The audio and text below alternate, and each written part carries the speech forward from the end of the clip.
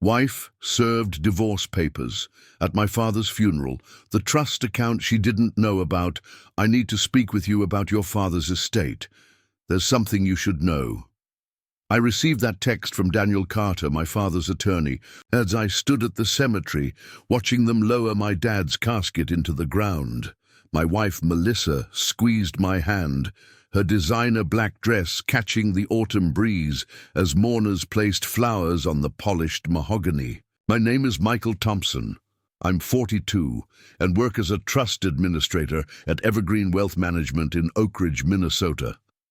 That text came while I was struggling to maintain composure at the culmination of the worst week of my life.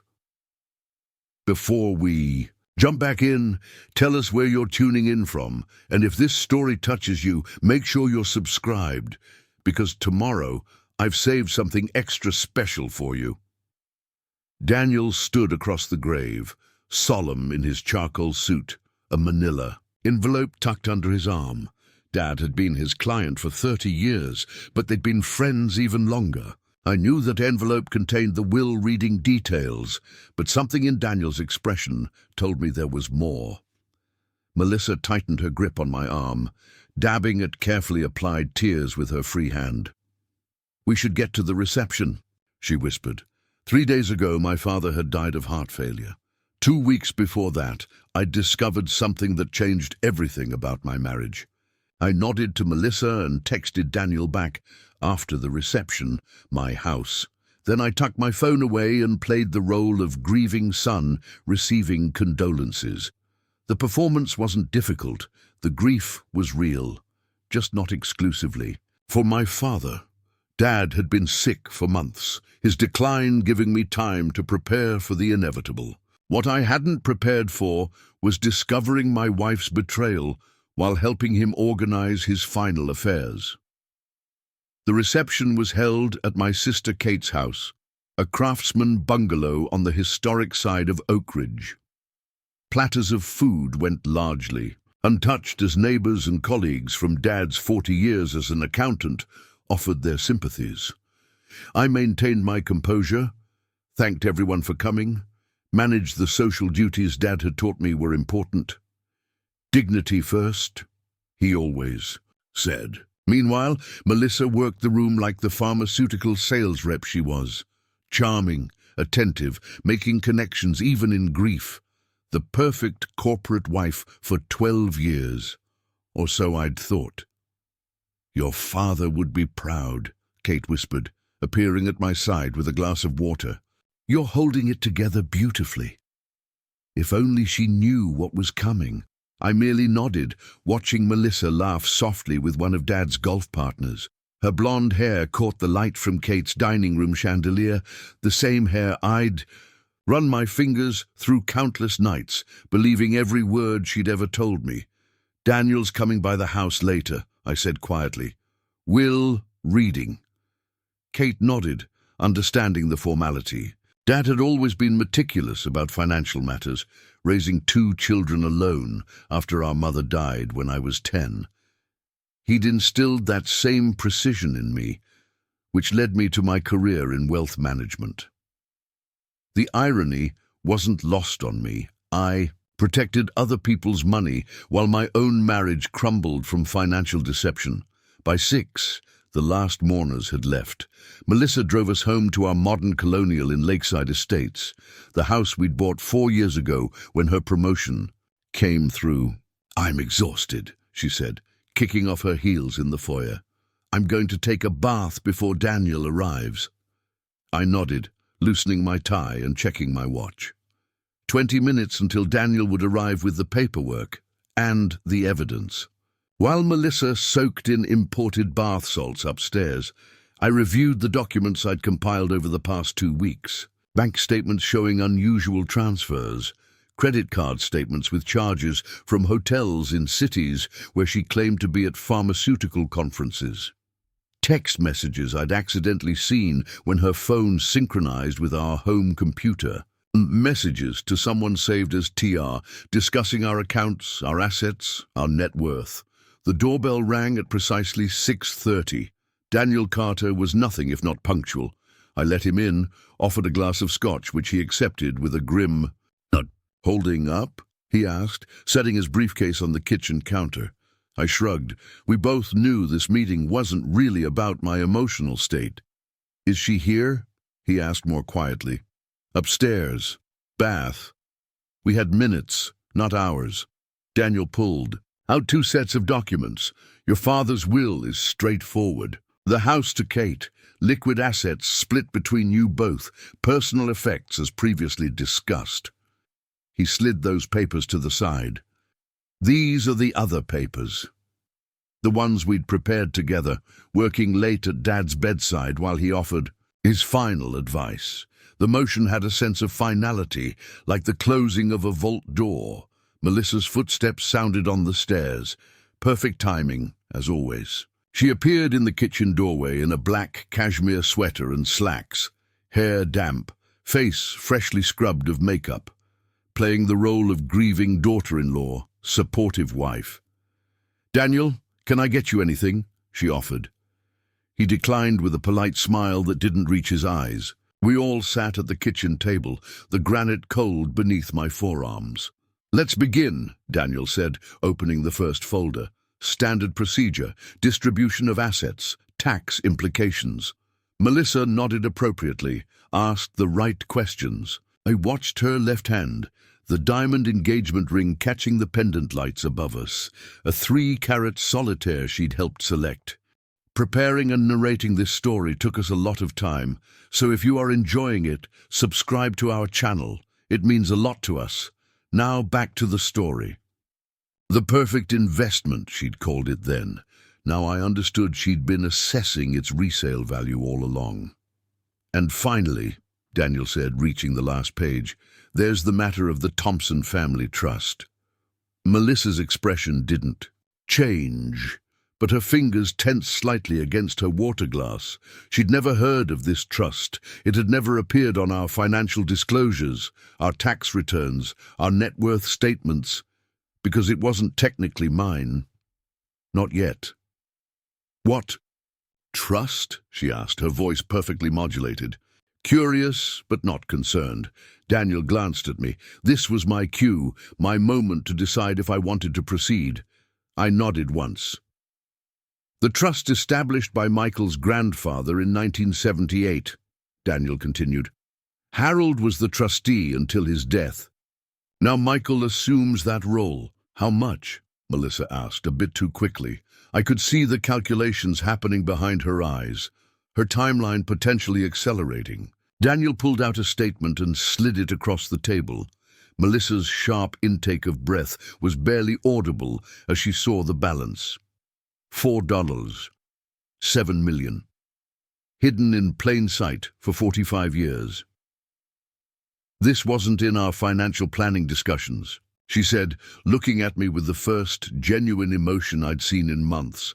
Surprise. "No," I agreed. "It wasn't." My hand moved to my pocket, felt the folded papers there. Daniel noticed the gesture and opened another folder. "While we're addressing financial matters," he said smoothly, "there's another item requiring immediate attention." He removed a legal document and placed it before Melissa. "This is being officially served to you, Mrs. Thompson." Melissa stared at the document, comprehension dawning slowly. "Petition for dissolution of marriage. My name as petitioner." Her fingers trembled slightly as she turned the first page. "What is this?" she whispered, though the answer was obvious. "Michael, what are you doing?" I placed my own folder on the table.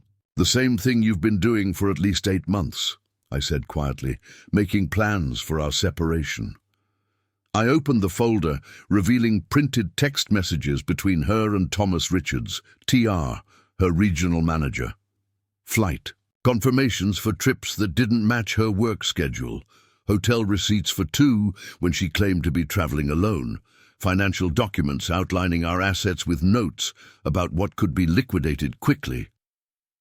"You went through my phone?" she asked, the accusation falling flat given the evidence before us. "Actually, no. I corrected. You synced your messages to our home computer, automatic backup. I was looking for photos from Christmas for Dad's memorial video when I found everything. The betrayal ran deeper than the affair. It was the methodical assessment of our life together as assets to be divided and conquered. This is a misunderstanding, she began, but Daniel interrupted by placing another document on the table. We've also filed emergency motions to freeze all joint accounts and assets pending investigation of unauthorized transfers. He pointed to a highlighted section showing 3 separate transfers from our joint investment account to an account I'd never seen before, $47,000 over 2 months. Melissa's composure cracked. Those were legitimate transfers for our retirement planning. Her voice held the same persuasive tone she used in pharmaceutical presentations. I'd once found it charming. The account is in your name only, I said, opened 6 months ago, with paperwork sent to a P.O. box I didn't know existed. Daniel placed 2 more documents on the growing pile. These were filed this morning. A forensic accounting investigation has been initiated, and the court has granted a temporary restraining order preventing any further transfers from joint assets. His tone was professional, detached. He'd been my father's attorney through his own divorce 30 years earlier, history repeating itself in our family. You can't do this, Melissa said, her voice hardening. Not today, not after your father's funeral. This is cruel, Michael. The irony of her accusation wasn't lost on me. Planning to leave her husband while he grieved his dying father, but calling me cruel for confronting her deception.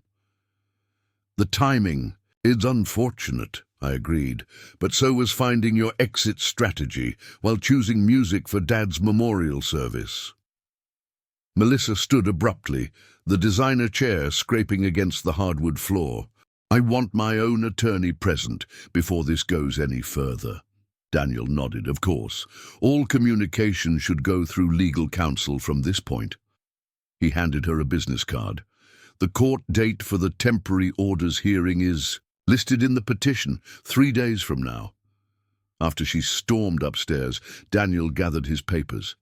The trust is secure, he reassured me. Your father and I updated all the protections last year when he first became ill. Generation skipping. Trusts are complicated, but their legal protections are nearly ironclad. I nodded, the weight of the day pressing on my shoulders. Did we do the right thing? Today of all days? Daniel placed a hand on my shoulder. Harold wanted this handled immediately. His words, not mine. The moment I'm in the ground, he told, me protect my son. Dad had suspected something before I did. The financial advisor in him, recognizing the signs I'd been too trusting to see. The trust doesn't just protect assets, Michael. It protects your future. After Daniel left, I sat alone in our kitchen, surrounded by legal papers and evidence of betrayal. Upstairs, I could hear Melissa on the phone, her voice urgent but too muffled to make out the words. Calling Thomas, no doubt, revising their plans. I poured myself another finger of Dad's favorite scotch and checked my watch. 7 hours since we'd buried my father. 6 months since Melissa had begun planning her departure. 2 weeks since. I discovered everything. The doorbell rang again, unexpected this time. Kate stood on the porch, her eyes red but determined. Daniel called, she said simply. Said you shouldn't be alone tonight. My sister, 5 years older and infinitely wiser, had always been my protector. Even now, entering my kitchen and assessing the battlefield of legal documents, she maintained her composure. Did she try to deny it? Initially, I confirmed, showing her the file of evidence. Kate flipped through it, her expression hardening with each page. The trust protection was Dad's idea, I explained. He noticed her asking unusual questions. About our finances last Thanksgiving, started watching more carefully than I did. Kate nodded. He mentioned concerns to me around Christmas, asked if you'd said anything about problems. She hadn't wanted to interfere, to assume the worst. Neither had I, until the evidence became undeniable. He updated his will in January, I said, made sure the trust transfer would happen immediately upon his death, not after probate. Upstairs, a door slammed. Melissa appeared at the bottom of the stairs with an overnight bag. "I'm staying at a hotel," she announced coldly. "My attorney will contact yours tomorrow." She didn't acknowledge Kate's presence, didn't ask where I'd be staying, didn't offer any further explanation. The mask had dropped completely. Her car started in the driveway, headlights sweeping across the kitchen windows as she backed out and drove away. "Well," Kate said, opening the refrigerator and assessing its contents, "that's that." Her practicality was comforting. No drama, no prolonged emotional scene, just acknowledgement and forward movement. Dad would have approved. "I brought lasagna," she added, pulling a foil-covered dish from her tote bag. "Grief and betrayal require carbohydrates." While we ate at the kitchen island, Kate helped me outline next steps. The hearing in 3 days. Moving money from the unfrozen accounts to new ones solely in my name. Changing the locks. Documenting everything in the house in case Melissa returned while I was at work. "The trust is the key," Kate reminded me. "Without access to that, her plans fall apart." The family trust had been established by our grandfather, a cautious man who'd lived through the Depression. It passed to the eldest male heir upon the death of the previous trustee, with specific provisions to protect against divorce. Dad had been trustee since 1995. Now the responsibility was mine. $4, $7 million in diversified investments, carefully, grown and protected over 3 generations. "Did she know about it at all?" Kate asked. I shook my head. Dad insisted we keep it separate from our marriage discussions, said some safety nets shouldn't be visible until needed. His caution had seemed old-fashioned when he first explained it to me after Melissa and I got engaged. Now it seemed prescient. The next morning, I went to work as usual. Wealth management doesn't pause for personal crises. Clients needed their own financial protections maintained regardless of my situation. At lunch, I met with Marcus Jordan, my own attorney who specialized in high-asset divorces. "The trust is untouchable," he confirmed after reviewing the documents, "and the unauthorized transfers give us significant leverage." "I don't want revenge," I explained. "I just want protection." Marcus nodded, understanding the distinction. "The evidence is solid. Best case scenario, she returns the transferred funds, we negotiate a reasonable division of legitimate marital assets, and this concludes within 6 months. Reasonable was relative in divorce proceedings, but I had the advantage of professionally understanding every financial mechanism involved. That evening, returning to the empty house, I found a letter in the mailbox. No return address, handwritten. Inside, a single page in Melissa's distinctive script. "You've made a serious mistake. The trust doesn't change anything. I have evidence you don't know about." No signature, just a threat. I photographed it, sent it to both attorneys, and locked it in my home safe. The temporary orders hearing was scheduled for 9 a.m. Friday. I arrived at the courthouse at 8:30, Marcus beside me with a rolling briefcase containing our evidence. Daniel was already there, representing the trust's interests separately. Melissa arrived at 8:55, with Thomas Richards beside her. Not just her affair partner, but her chosen attorney. A bold move, revealing their relationship openly in a professional context. "Mr. Richards," Marcus acknowledged coolly. "Interesting choice of counsel, Mrs. Thompson." Melissa ignored the implication, her expression neutral as we entered the courtroom. Judge Eleanor Martinez presided, her reputation for no-nonsense efficiency preceding her. "I've reviewed the emergency motions," she began after preliminaries. "Let's address the unauthorized transfers first." Thomas attempted to argue the transfers were for legitimate marital purposes, just poorly documented. Marcus presented the evidence methodically. The secret P.O. box, account statements showing the transfers coincided with days I worked late, text messages discussing moving assets before the conversation. Judge Martinez interrupted Thomas's rebuttal. The evidence of deliberate concealment is compelling, Counselor. The temporary freeze remains in place. Then came the trust discussion. Thomas argued it should be considered a marital asset, subject to division. Daniel presented the trust documents, established decades before my marriage, with specific language preventing divorce claims. Judge Martinez examined them carefully. The Thompson family trust appears properly established and maintained as separate property. The emergency protection order is granted. Melissa's expression remained impassive, but her knuckles whitened around her leather portfolio.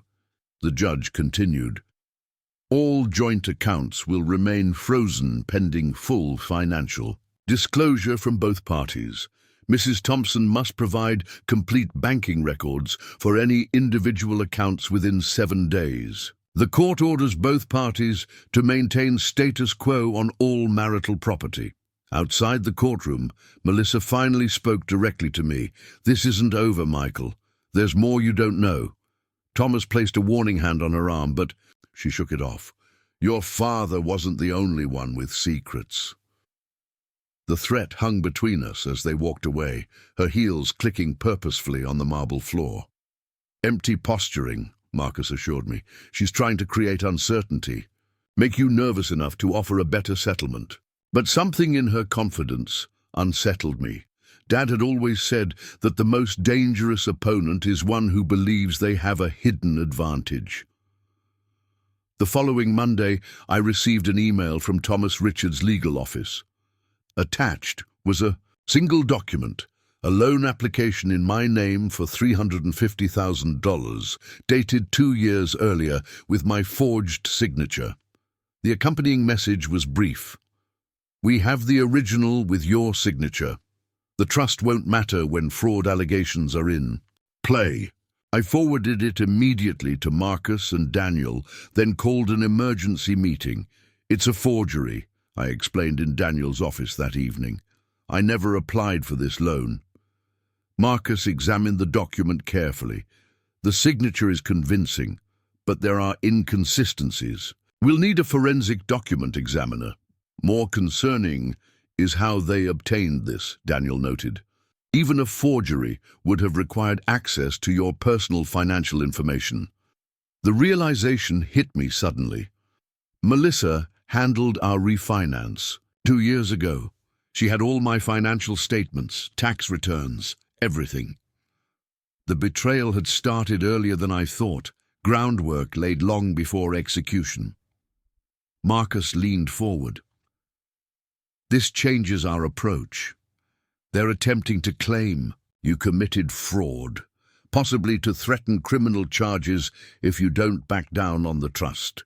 The strategy was as desperate as it was dangerous. We need to trace this loan application, find out if it was actually submitted or if this is just a fabricated threat. We spent the next week investigating. I continued working, maintaining normalcy while the legal team traced the document. Melissa moved her remaining belongings from our house while I was at the office, leaving her key on the kitchen counter with a note. Last chance to negotiate reasonably. I changed the locks that evening. The breakthrough came from an unexpected source. Peter Watkins, my father's former colleague at the accounting firm, called me directly. Michael, I found something while organizing your dad's client files. Something about Melissa and loan documents.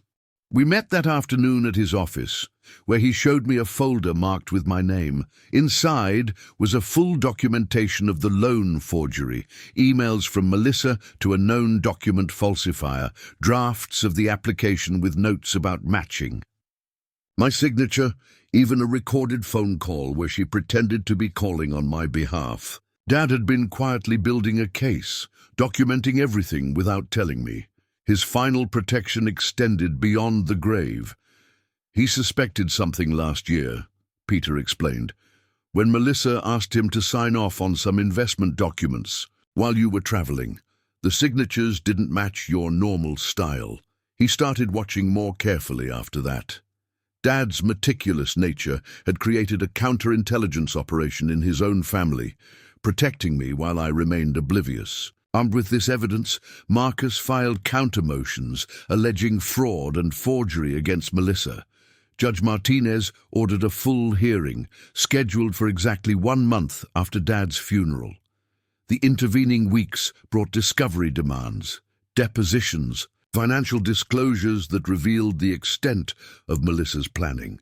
She had been siphoning small amounts from our joint accounts for over 2 years, building her exit fund methodically. Thomas Richards withdrew as her counsel when the forgery evidence emerged, replaced by a divorce attorney with a reputation for aggressive tactics.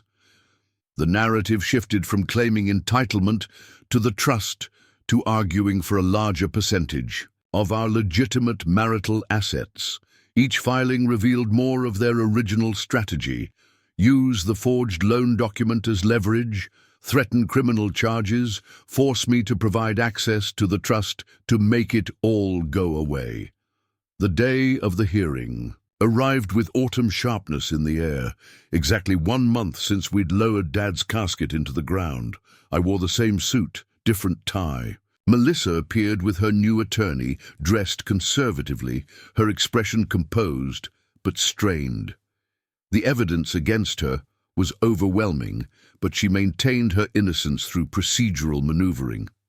Judge Martinez reviewed all exhibits, including Dad's documented evidence of the forgery scheme.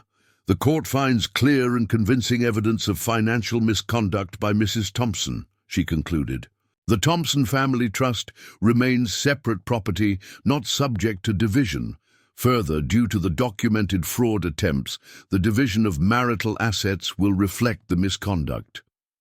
The final divorce decree awarded me 70% of our marital assets, the house, and full protection of the trust. Melissa received her personal property, her separate retirement account, and a small portion of our investments, significantly less than Minnesota's usual equitable distribution. She left the courthouse without looking at me. Her attorney, already discussing appeal options they would ultimately abandon. 3 months after Dad's funeral, I sat in his favorite chair in my new apartment, reviewing the trust documents he'd maintained so carefully. The responsibilities of trusteeship were substantial: investment decisions, distribution policies, tax implications across generations. But the protection it provided was beyond financial. It represented Dad's final lesson about preparation, foresight, and the quiet power of systems built to endure. Kate called as I was finishing the quarterly trust review. Melissa's company fired her today, she reported. Ethical violations in her sales reporting. The pharmaceutical company's investigation had uncovered patterns of inflated numbers, falsified client meetings, the same methodical deception she'd practiced in our marriage. Thomas Richards, too. Apparently, they've been manipulating regional sales figures for bonuses. Justice doesn't always arrive through legal proceedings. Sometimes it emerges through the natural consequences of character revealed over time. I felt no satisfaction in her professional downfall, just a sense of patterns completing themselves. Dad had understood this. His trust wasn't just about protecting assets. It was about ensuring that sustainable, ethical systems ultimately prevail. 6 months after the divorce finalized, I established a scholarship fund through the trust, the Harold Thompson Memorial Scholarship for Accounting Ethics at the University of Minnesota. 20 students would receive education funded by the very assets Melissa had attempted to claim. Dad would have appreciated the symmetry, the transformation of protection into opportunity. The systems he built extended beyond his life, beyond my marriage, into future generations, not through revenge or retaliation, but through careful planning and principled execution. The trust account Melissa didn't know about wasn't just a financial vehicle, it was Dad's final lesson about building protections that endure when relationships fail. Some investments pay dividends in wisdom rather than dollars.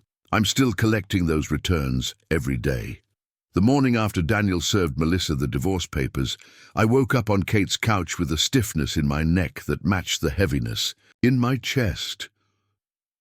The house was quiet except for the coffee maker's gentle gurgle from the kitchen. I checked my phone.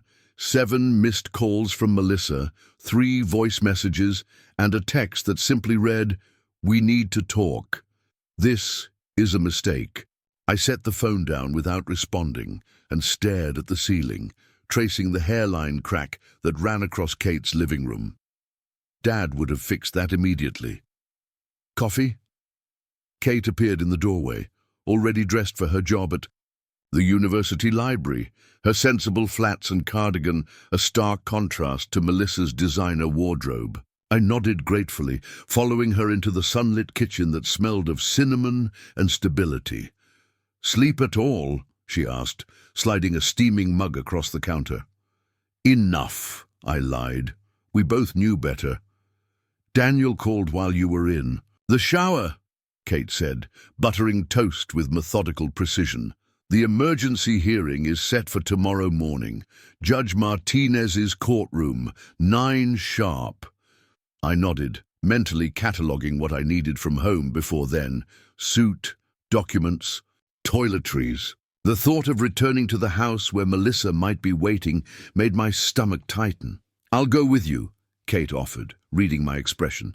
"To get your things." The drive to my house took 20 minutes, each mile bringing a clearer understanding of how thoroughly my life had changed in 24 hours. We'd buried Dad, exposed Melissa's betrayal, initiated divorce proceedings, all while neighbors raked leaves and children waited for school buses, as if the world hadn't fundamentally shifted. "She's probably at work," I said as we pulled into the driveway. Melissa's silver Audi was gone, but that meant nothing. She could have taken a lift to work, left her car at a hotel, or be sitting inside waiting. The house felt different immediately, colder, hollower, as if it recognized the fracture in its foundation. Kate stood guard in the living room while I moved quickly through the master bedroom, gathering essentials. Melissa's closet door stood open, several designer outfits missing from their usual places.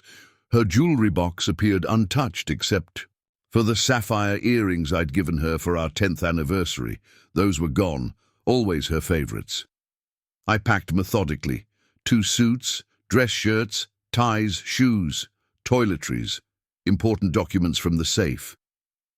My laptop and charger.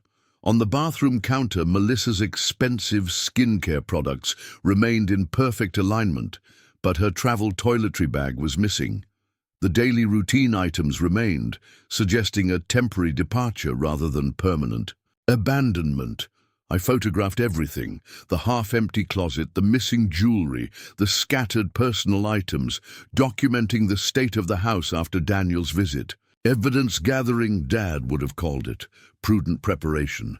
As I zipped my suitcase, a car door slammed in the driveway. "Michael?" Kate called from downstairs. "She's here." I took a deep breath, centering myself before descending the stairs with my bags. Melissa stood in the entryway, her normally perfect appearance slightly disheveled, hair pulled back hastily, eyes rimmed with red beneath designer sunglasses she hadn't bothered to remove indoors. She startled when she saw me, clearly not expecting me to be there. "Where did you stay last night?" she demanded, ignoring Kate completely. "Are you seriously doing this after your father's funeral?" The familiar tactic, deflection through accusation, making my actions the issue rather than hers. "I'm getting some things before the hearing tomorrow," I said calmly, setting my suitcase by the door. "Kate's here as a witness." "A witness? For what? I'm your wife, not a criminal." Her voice rose slightly, that perfect sales pitch inflection fraying at the edges. "You're treating me like I'm the villain when you've been hiding millions from me for our entire marriage." She stepped closer, lowering her voice. We can fix this, Michael. The trust changes things, yes, but we can rework our plans. Our plans. The casual presumption of continued partnership despite everything felt almost laughable. There's nothing to fix, I replied, maintaining the emotional distance Dad had always admired in my professional demeanor. The transfers to your secret account made your intentions clear. The text messages to Thomas confirmed them. Melissa's composure slipped further, her shoulders sagging under her tailored blazer. Thomas is just a colleague. Those messages were taken out of context. She reached for my arm, but I stepped back. The flicker of frustration across her face was brief, but unmistakable. At least talk to me without your sister hovering. This is between us. Not anymore, Kate interjected, firmly. You made it family business when you planned your exit during Harold's illness. My sister had never fully warmed to Melissa, sensing something beneath the polished surface that I'd been too enamored to see. Dad had seen it too, his caution manifesting in the separate trust I now controlled. I'm leaving for a few days, I told Melissa, picking up my suitcase. The hearing is tomorrow at 9, Judge Martinez's courtroom. I assume Thomas will represent you? The slight widening of her eyes confirmed my suspicion. They'd already consulted. This doesn't have to be contentious, I added. The trust is separate property, clearly documented. The unauthorized transfers are traceable. A reasonable division of legitimate marital assets is still possible. You sound like you're handling a client case, Melissa said, bitterness edging her voice. 12 years of marriage reduced to asset allocation. The irony of her complaint wasn't lost on me. Her own careful exit planning had done exactly that. I expected better from you, Michael, especially now, with your father's death. He never liked me, and now he's controlling you from the grave. The attempt to leverage my grief into guilt fell flat. Dad protected what he built, I said simply, just as I'm doing now. I moved toward the door, Kate already waiting outside. Melissa grabbed my arm, her fingers digging through my shirt sleeve with surprising strength. This isn't over, she hissed, her perfect veneer cracking completely. There's more you don't know about, things that will change everything when they come out. I gently removed her hand. Then I'll see you in court tomorrow. The door closed behind me with a definitive click. In Kate's car, I exhaled slowly, the confrontation leaving me drained but resolute. She's scared, Kate observed, pulling away from the curb. The trust blindsided her completely. I nodded, watching the house recede in the side mirror.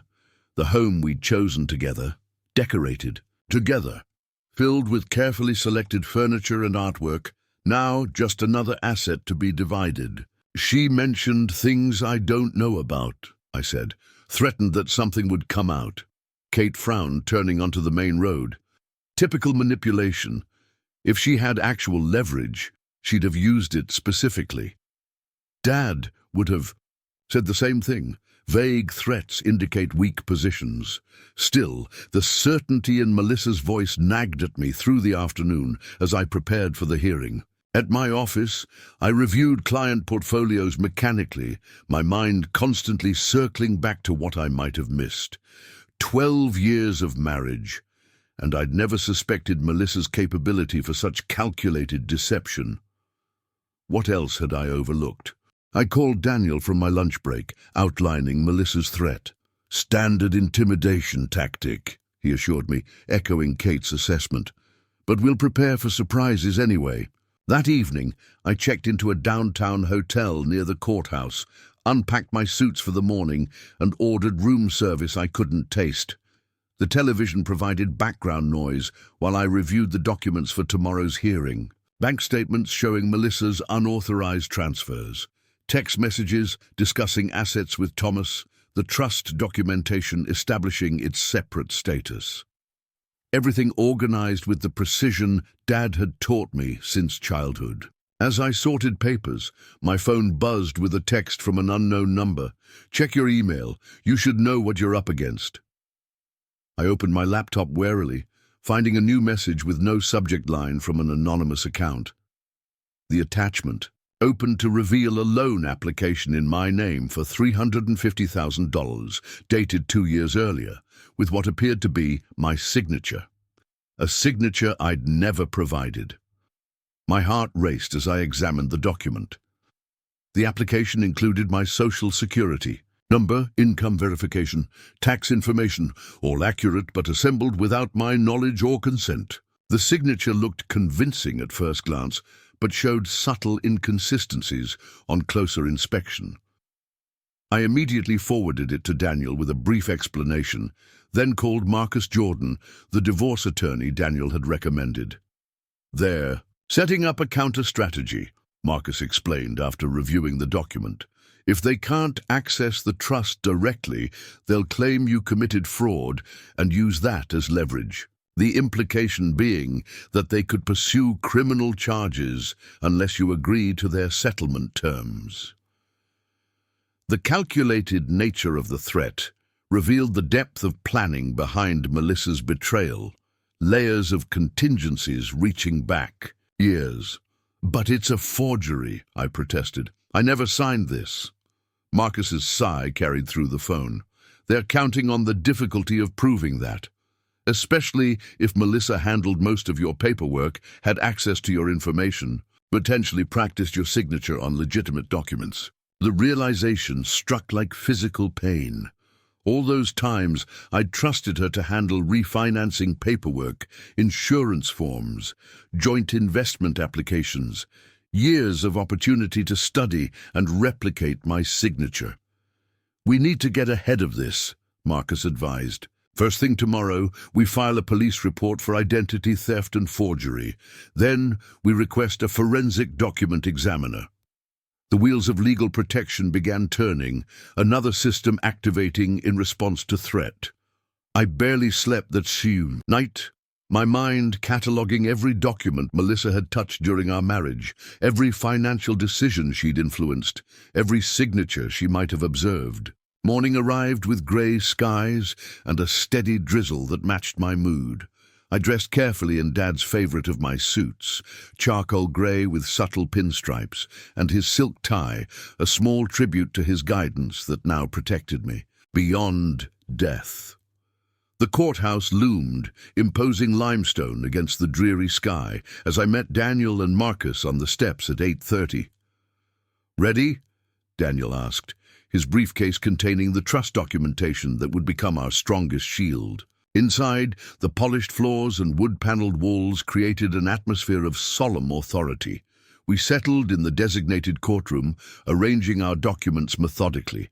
At 8:55, Melissa arrived with Thomas Richards beside her, confirming my suspicion that their relationship extended beyond professional boundaries. She wore a conservative navy dress that projected appropriate deference to the court, her hair pulled back in a simple style that suggested sincerity rather than her usual polished glamour. Thomas nodded curtly in my direction, his expression carefully neutral despite the circumstances. Not just her affair partner, but her legal representative, a bold choice that immediately revealed their relationship to the court. Judge Eleanor Martinez entered promptly at 9 Dessous, her reputation for efficiency preceding her. "I've reviewed the emergency motions," she began after preliminary introductions. "Let's address the unauthorized transfers first." Marcus presented our evidence methodically. Bank statements showing the 3 transfers from our joint investment account to Melissa's hidden individual account, the timing correlating with days I worked late. The account's connection to a P.O. box I'd never known existed. "These transfers occurred without Mr. Thompson's knowledge or consent," Marcus explained. "The pattern indicates deliberate concealment rather than routine financial management." Thomas countered with practiced confidence, claiming the transfers represented legitimate retirement planning that had simply been poorly documented. Mrs. Thompson was consolidating funds for more effective investment strategies, he argued. The separate account was established for tax efficiency purposes. Judge Martinez reviewed the evidence, her expression revealing nothing as Thomas continued. The failure to communicate these moves thoroughly was unfortunate, but doesn't constitute financial misconduct. Marcus responded by presenting the text messages between Melissa and Thomas, discussing moving assets before the conversation and referencing the timing around my father's decline. These communications clearly demonstrate intent to remove funds without Mr. Thompson's knowledge during a period of family crisis, he argued. Judge Martinez interrupted Thomas's attempted rebuttal, her patience visibly thinning. The evidence of deliberate concealment is compelling, Counselor, she stated firmly. The timing, the separate P.O. box, the coordination via text, these factors suggest more than poor communication about legitimate financial planning. The temporary freeze on joint accounts will remain in place pending further investigation. Melissa's composed expression flickered briefly, her fingers tightening around her leather portfolio. Then came the trust discussion, the cornerstone of our case and the obstacle Melissa hadn't anticipated in her planning. Thomas argued forcefully that the trust should be considered a marital asset, subject to equitable division. Mr. Thompson's control of this substantial asset materially affects the marital estate, he insisted. The failure to disclose its existence during the marriage represents a form of financial misconduct in itself.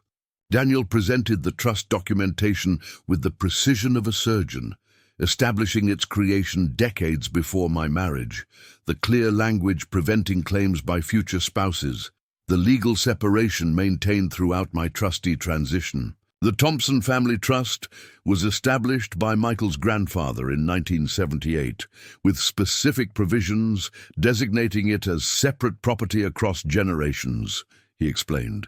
Harold Thompson maintained proper separation of the trust from marital assets throughout his tenure as trustee. Judge Martinez examined the documents carefully, asking pointed questions about distributions, tax filings, and management boundaries. Daniel answered each query with documentation rather than assertion, building an irrefutable wall of evidence around the trust's protected status. The Thompson Family Trust appears properly established and maintained as separate property, she finally concluded. The emergency protection order is granted. The trust assets are not subject to division in these proceedings. The victory felt hollow as I watched Melissa's face, not disappointed but calculating, her eyes meeting Thomas's in silent communication. They'd anticipated this outcome, I realized.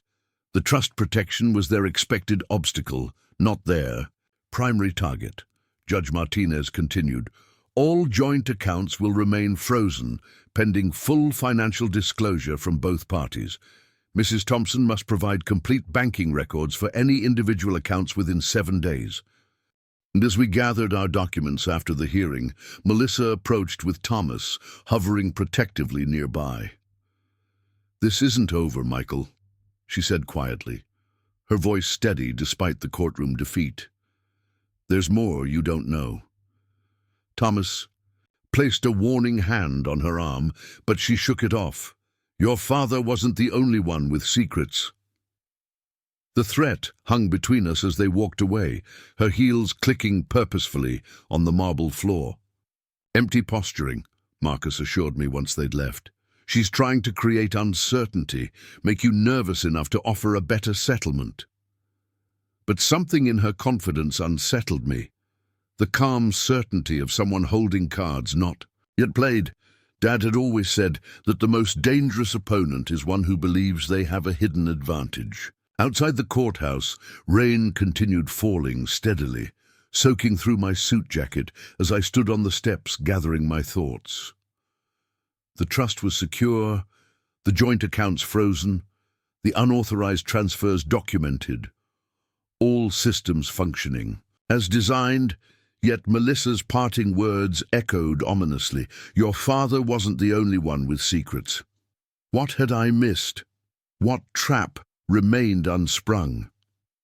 The answer arrived 3 days later in my email inbox, forwarded from Marcus with an urgent flag. Thomas Richards had sent the forged loan application as an attachment, with a brief message. We have the original with your signature. The trust won't matter when fraud allegations are in play.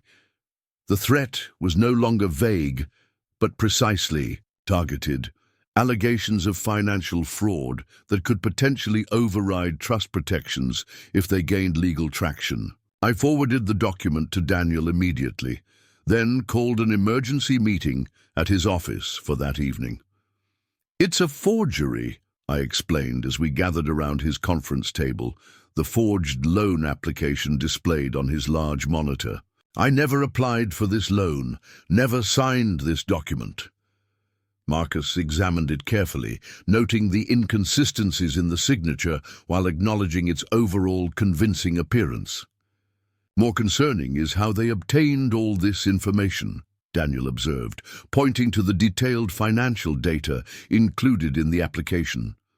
Even a forgery would have required access to your personal financial statements, tax returns, credit history. The realization hit me suddenly, connecting dots across years of shared life.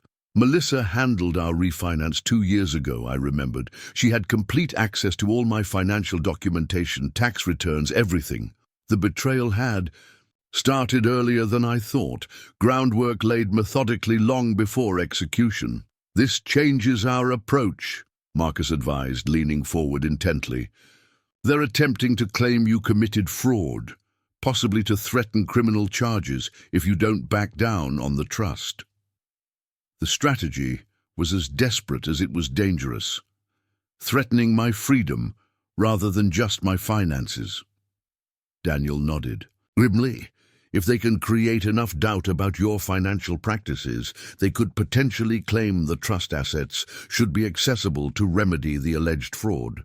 The elegance of the scheme became clear.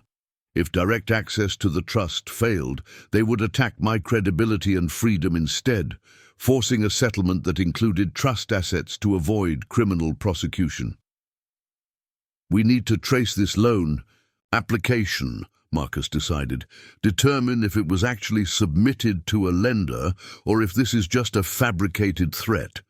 We developed a counter-strategy that evening, contacting lenders to check for applications in my name, engaging a forensic document examiner to analyze the signature, documenting my whereabouts on the dates the application was supposedly completed.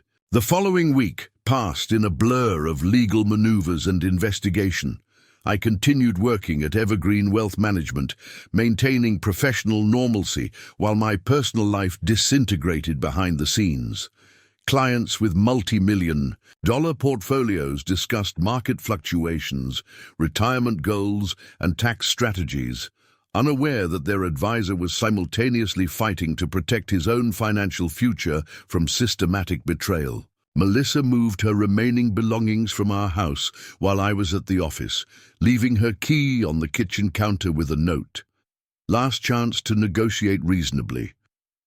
The implied threat hung in the air as I changed the locks that evening. Security cameras now monitoring all entrances, another system of protection activated in response to escalating danger. The breakthrough in our investigation came from an unexpected source. Peter Watkins, my father's longtime colleague at his accounting firm, called me directly 10 days after the hearing. Michael, I found something while organizing your dad's client files that you need to see, something about Melissa and loan documents. We arranged to meet that afternoon at his office, my heart racing with both dread and hope as I navigated the familiar route to Dad's former workplace. Peter's office remained largely unchanged since Dad's retirement 3 years earlier.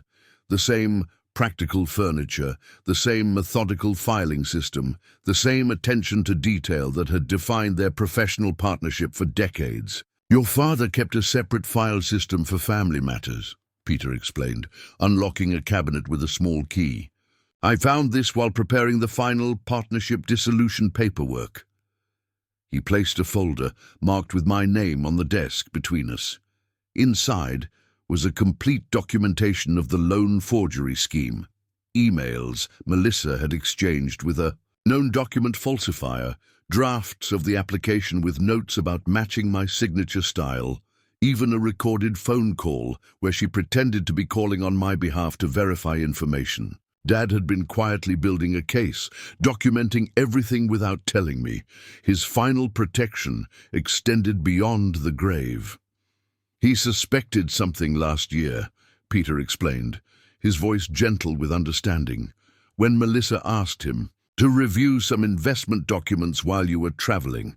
He noticed the signatures didn't match your normal style. Dad had started watching more carefully after that, his accountant's attention to detail transforming into a private investigation of his own daughter-in-law. Did he ever confront her? I asked, paging through the meticulous evidence with hands that trembled slightly. Peter shook his head. Harold wanted absolute proof before causing any family discord. He knew making accusations without ironclad evidence would only create division between you two, possibly exactly what she wanted. Instead, Dad had created another system of protection, documenting, verifying, building a case that would stand up to legal scrutiny if ever needed. He finalized the trust transition paperwork the week before he went into hospice, Peter added, made sure everything was legally bulletproof, said it was his final gift to you. I sat in stunned silence, processing the extent of Dad's foresight and Melissa's deception, two methodical minds working in opposition beneath the surface of my life. Does anyone else know about this file? I finally asked. Peter shook his head. Just Harold and me. He made me promise to give it to you only if something like this happened.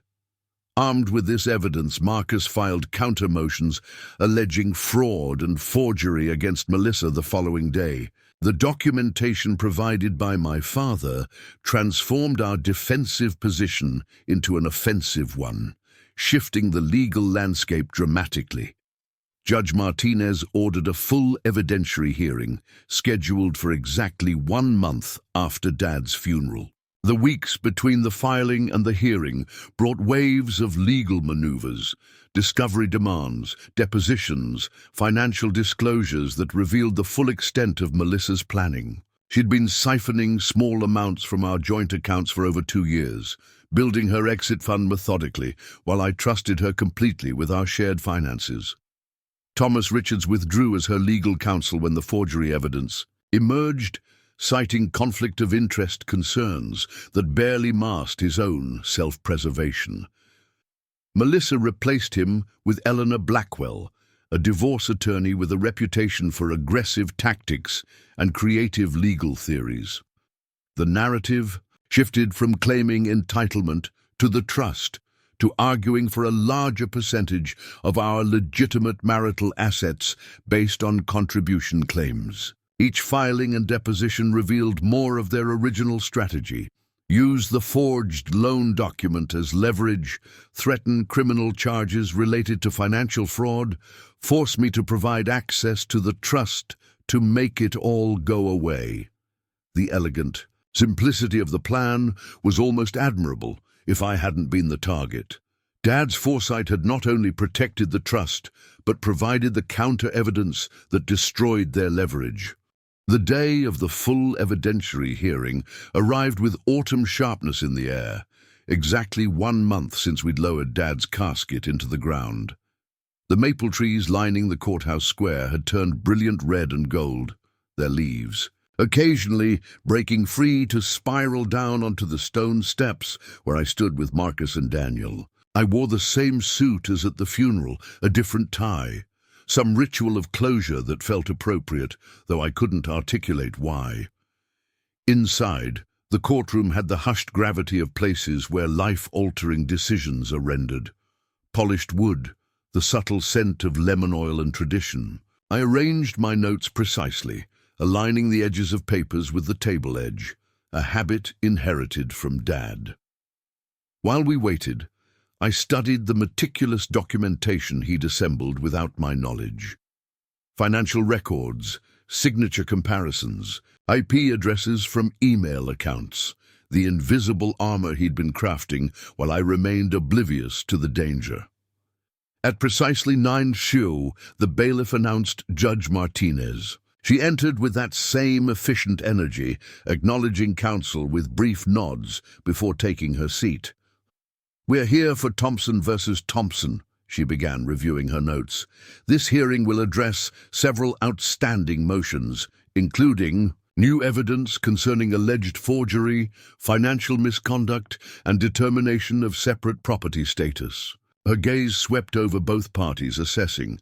"Let's begin with the plaintiff's evidence regarding the loan application document."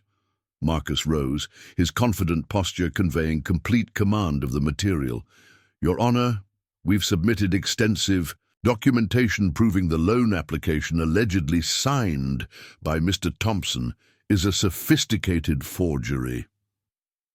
He projected the first exhibit onto the courtroom screen, side-by-side comparisons of my authentic signatures beside the forged one, with key discrepancies highlighted by a forensic document examiner. Dr. Rebecca Winters, a certified forensic document examiner with 27 years of experience, has provided a detailed analysis identifying at least 7 significant inconsistencies in the questioned signature. The evidence unfolded methodically. Pressure point analysis, line quality variations, start and stop patterns that didn't match my habitual signature style. Science transforming subjective handwriting into objective evidence. Melissa watched impassively from across the room, her new attorney, Eleanor Blackwell, making occasional notes. I studied my wife's face, searching for some indication of reaction to having her scheme exposed so thoroughly. She maintained perfect composure, the same expression she used during challenging pharmaceutical sales presentations. Attentive, slightly concerned, but ultimately confident. "Furthermore," Marcus continued, "we have evidence that Mrs. Thompson orchestrated this forgery. He introduced the file Dad had compiled, emails, phone records, drafts with revision notes.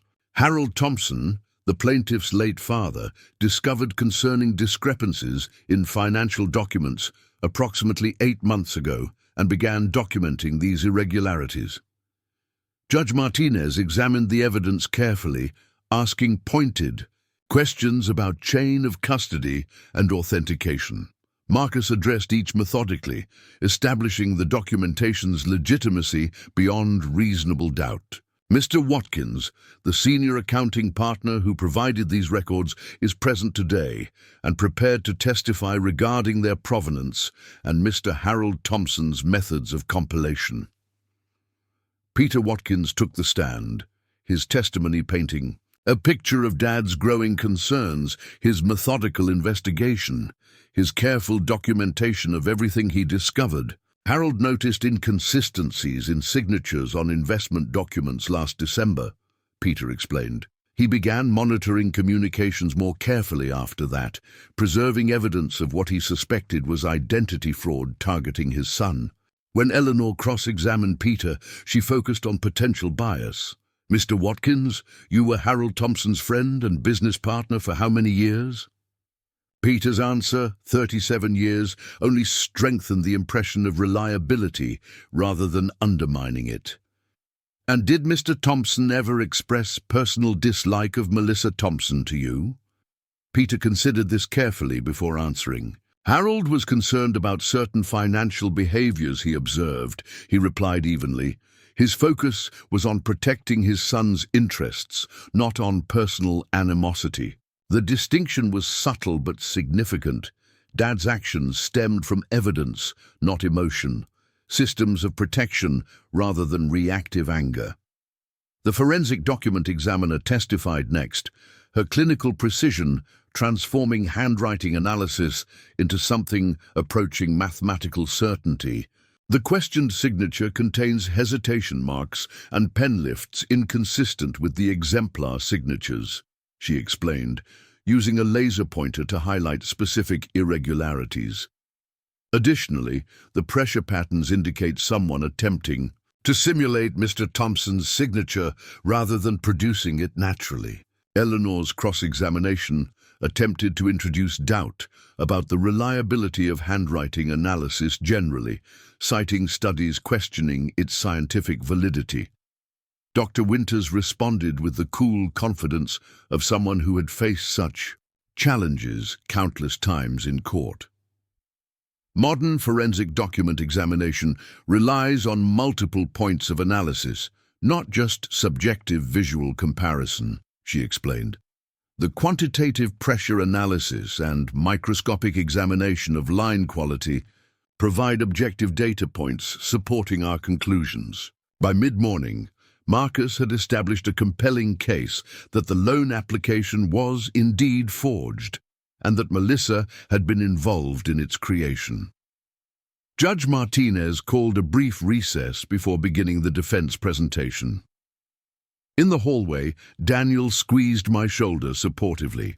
"Your father built an airtight case," he said quietly, "better than most attorneys could have managed."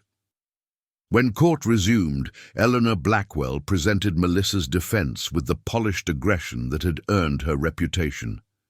"Your Honor, while we acknowledge discrepancies in the signature, there is no definitive proof that Mrs. Thompson created or submitted this document.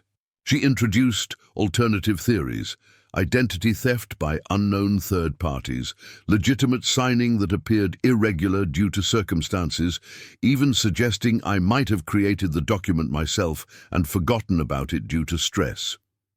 Each theory fell apart under Judge Martinez's incisive questioning. "Counsel, you're suggesting Mr. Thompson might have forgotten applying for a $350,000 loan." Eleanor conceded this was unlikely but maintained there was insufficient evidence linking Melissa directly to the forgery, despite the email records. "The communications are ambiguous and could refer to legitimate financial planning discussions," she argued. Then came Melissa's testimony, the moment I'd been both dreading and anticipating. She took the stand with perfect posture, wearing a conservative navy dress that projected appropriate deference to the court. Her hair was styled simply, makeup minimal, the image of sincere truthfulness. Eleanor led her through carefully, prepared testimony about our financial arrangements, establishing her regular involvement in handling documentation. "Michael was always focused on big-picture financial planning," Melissa explained, her voice calm and reasonable. "He delegated day-to-day financial management to me, including completing paperwork." This much was true. I had trusted her completely with routine financial matters, a trust she had systematically exploited. "I never forged any documents or attempted to misappropriate funds," she continued. "The transfers to my separate account were intended for retirement diversification. That would benefit us both." During cross-examination, Marcus methodically dismantled this narrative using Melissa's own text messages and emails. "You discussed moving assets before the conversation with Thomas Richards," he noted, displaying the messages on the courtroom screen. "What conversation were you referring to?" Melissa maintained her composure despite the damning evidence. "I was planning to discuss diversifying our investments. The timing reference was about market conditions, not personal circumstances." Marcus continued presenting evidence. The secret P.O. box, account statements showing transfers coinciding with my father's hospitalization, her communications with document processors that aligned perfectly with the forged loan application's creation date.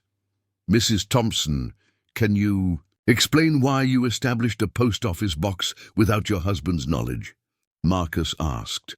Melissa's explanation about wanting separate delivery for work-related materials contradicted her company's policy of sending all materials to their corporate address, a fact Marcus established with a single email from her Employer's HR department.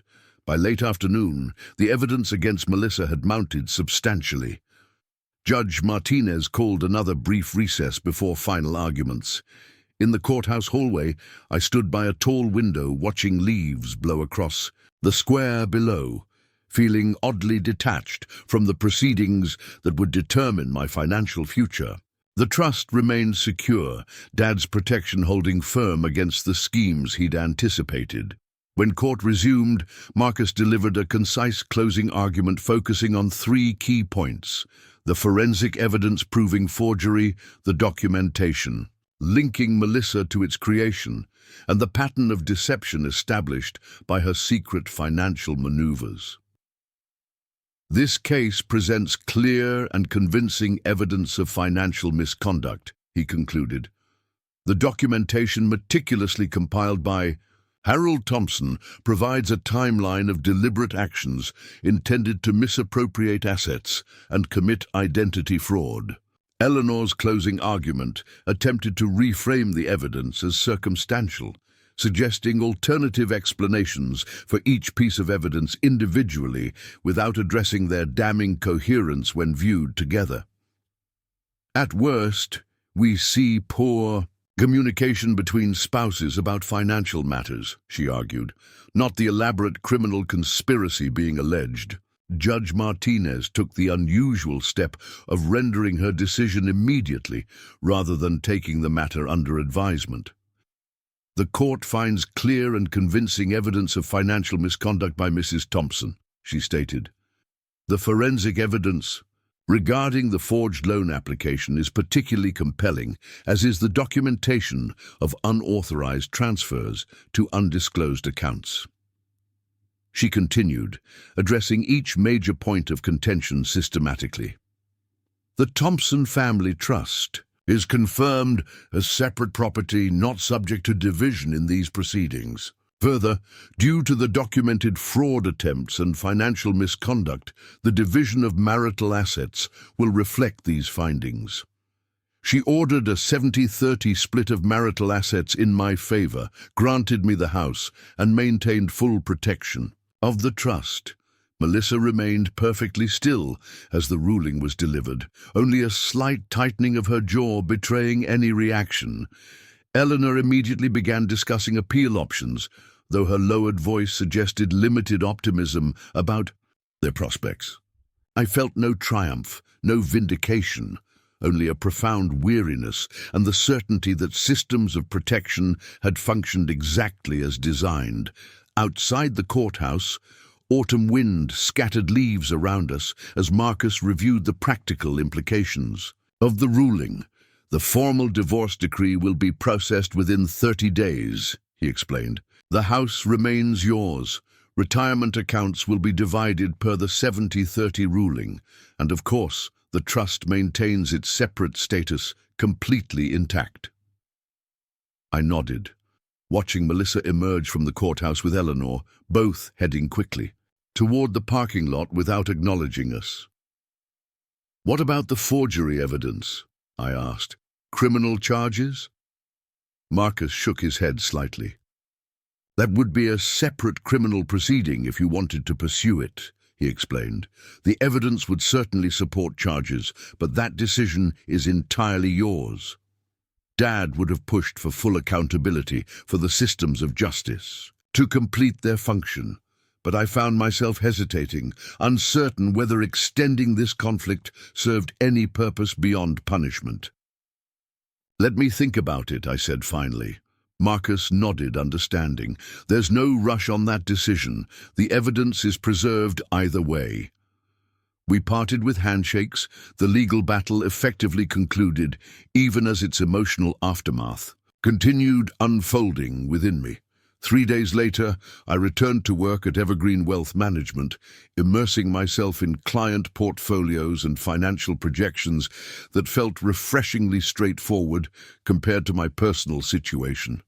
Colleagues offered discreet support without pressing for details, creating a sanctuary of professional normalcy amid personal upheaval. My office became a haven where systems functioned according to predictable rules.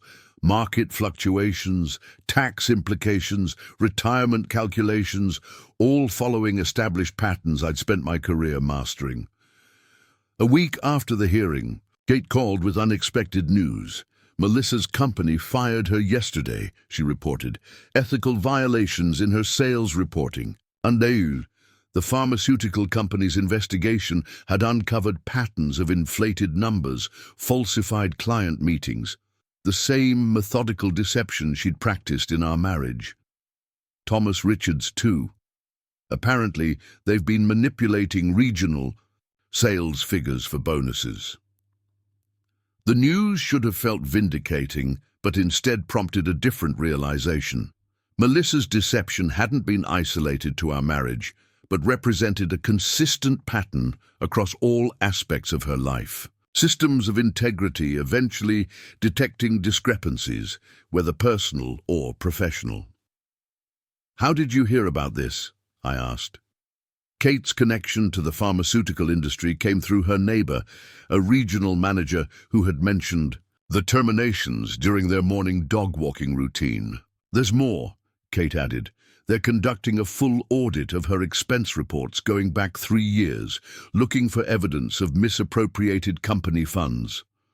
The pattern expanded further: personal finances, professional reporting, expense, accounting, concentric circles of deception radiating outward from whatever core motivation drove such systematic dishonesty. That evening, I sat in Dad's favorite chair in my new apartment, reviewing the trust documents he'd maintained so carefully throughout his life. The responsibilities of trusteeship were substantial: investment decisions, distribution policies, tax implications across generations, but the protection it provided went beyond financial security. It represented Dad's final lesson about preparation, foresight, and the quiet power of systems built to endure. 2 weeks later, I received an unexpected call from Eleanor Blackwell. "Mr. Thompson, in light of recent developments, my client wishes to expedite the divorce proceedings and is prepared to accept the terms as outlined in Judge Martinez's ruling." The sudden capitulation suggested additional complications in Melissa's situation, likely related to her employment termination and potential corporate investigation. "No further challenges to the trust or asset division," I confirmed, caution overriding any relief I might have felt. "None," Eleanor assured me. "Mrs. Thompson is prepared to sign the final decree immediately with terms as currently stated." The efficiency of concluding our marriage matched the clinical text message that had started Melissa's divorce plans. Practical, unemotional, focused on logistics rather than reconciliation. When I relayed this development to Marcus, he was unsurprised. "The corporate investigation changes her priorities," he explained. "Fighting a prolonged divorce battle while potentially facing employment fraud allegations would spread her resources too thin." He promised to review the final paperwork carefully nonetheless, ensuring no hidden complications before I signed. The divorce was finalized exactly 6 months after Dad's funeral, a symmetry he might have appreciated. I signed the papers in Marcus's office on a Tuesday morning between client meetings, the culmination of our marriage requiring less time than an annual portfolio review. Melissa signed separately, our final interaction occurring through proxies and notarized documents rather than direct conversation. That evening I met Kate for dinner at Dad's favorite steakhouse, a quiet celebration of closure rather than victory. "To Harold," she said, raising her glass, "and his impeccable timing." The trust account Melissa hadn't known about had protected not just assets, but my entire financial future, shielding me from schemes I hadn't recognized until too late. Dad's systems functioning perfectly even in his absence. "I've been thinking about what to do with the trust," I told Kate as we finished dinner, "beyond just preserving it." She looked at me curiously, recognizing something new in my tone. Dad built it for protection, but it could do more. The idea had been forming gradually since the hearing: Transformation of purpose from defense to contribution. 2 weeks later, I filed the paperwork establishing the Harold Thompson Memorial Scholarship for Accounting Ethics at the University of Minnesota. The trust would fund 20 annual scholarships for students, demonstrating excellence in both technical accounting skills and ethical leadership. Dad's values perpetuated through education rather than just asset preservation. The university president called personally to express gratitude for the endowment, discussing plans for an annual ethics symposium bearing Dad's name. This gift transforms our accounting program's ability to emphasize ethical practice, she explained, particularly timely given recent corporate scandals. Dad would have appreciated the practical application, systems of education, creating future protections against the very financial misconduct he'd documented so carefully. 3 months after the divorce finalized, I received a letter from Melissa. No return address, postmarked Minneapolis. Inside, a single page contained just 3 sentences. The corporate investigation concluded. Federal charges pending. I should have listened to your father. No apology, no explanation beyond those stark statements. The consequences of systemic deception unfolding exactly as Dad would have predicted. I didn't respond, didn't feel any need for further communication. The systems of corporate compliance, legal accountability, and financial oversight were functioning as designed, detecting anomalies, investigating discrepancies, enforcing consequences. My role in that process had concluded with the evidence we'd provided in court. Spring arrived with renewal throughout Oakridge. Flowering trees, longer days, graduation ceremonies, where the first Harold Thompson Memorial Scholarships would be awarded to 5 promising accounting students. I attended the ceremony, watching. These young people receive recognition for excellence in the principles Dad had embodied throughout his career. Protection through education, prevention through ethical foundation. At the reception afterward, one scholarship recipient approached me directly. A serious young woman with practical glasses and a firm handshake. Mr. Thompson, your father's work at Watkins & Thompson inspired my interest in forensic accounting, she explained. His guest lecture on fraud detection systems was what made me choose this field. Another of Dad's legacies I hadn't known about. Influence extending beyond family, beyond assets, into profession and principle. 6 months after the divorce, I purchased a smaller house in Oak Park, a historic neighborhood closer to downtown. 1-story, craftsman style with built-in bookshelves and a covered front porch. Practical, comfortable without the performative luxury Melissa had preferred. No need for the 5-bedroom showcase in Lakeside Estates, with its formal dining room we'd used twice annually, and media room that impressed visitors but rarely served actual purpose. The new house felt more authentically mine. Space for books, a dedicated office for trust management, a kitchen I actually used rather than just admired. Kate helped with moving day, arranging Dad's leather chair in pride of place beside the living room fireplace. He would approve, she said, stepping back to assess the arrangement. Practical but comfortable. No wasted space. I established new systems in this fresh environment. Financial monitoring more robust than ever. Regular trust reviews with Daniel. Quarterly meetings with scholarship recipients to mentor their professional development. Protection transformed into contribution. Security enabling generosity rather than just preservation. 7 months after the divorce, the federal investigation into Melissa and Thomas's corporate activities resulted in indictments. Wire fraud, conspiracy, falsifying business records. The details emerged through industry publications and courthouse records rather than direct communication. Their scheme had involved manipulating pharmaceutical sales data across 3 states, inflating performance metrics to trigger bonuses and promotions, creating elaborate documentation to support fictional client meetings and non-existent prescriber relationships. The pattern mirrored what she'd attempted in our marriage: systematic deception, falsified documents, misappropriated resources. The professional consequences would prove far more severe than the marital ones, with potential federal sentences measured in years rather than just financial penalties. Dad would have seen the connection immediately, character revealed consistently across different contexts. I felt no satisfaction in her downfall, just a solemn recognition of patterns completing themselves. The systems of corporate compliance and federal regulation had functioned as designed, detecting anomalies and enforcing consequences, just as our legal system had done in the divorce proceedings. Different mechanisms serving the same fundamental purpose, maintaining integrity through accountability.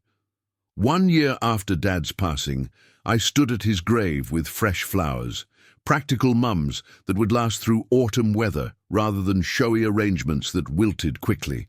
The systems worked, I told him quietly, the cemetery empty except for distant groundskeepers preparing for winter. Everything you built held firm. The trust continued growing under my management. The scholarship program had expanded to 7 recipients, and my own financial security remained uncompromised despite Melissa's elaborate attempts. That evening, Kate and I had dinner at my new house, reviewing the Trust's quarterly performance and planning the next phase of the scholarship program's expansion. "Dad would be proud," she said, as we finished the practical meal of roast chicken and vegetables, not just of the financial protections holding, but of how you've transformed them into something meaningful. The transformation continued in unexpected ways. When Peter Watkins announced his retirement, he approached me about potentially joining the firm.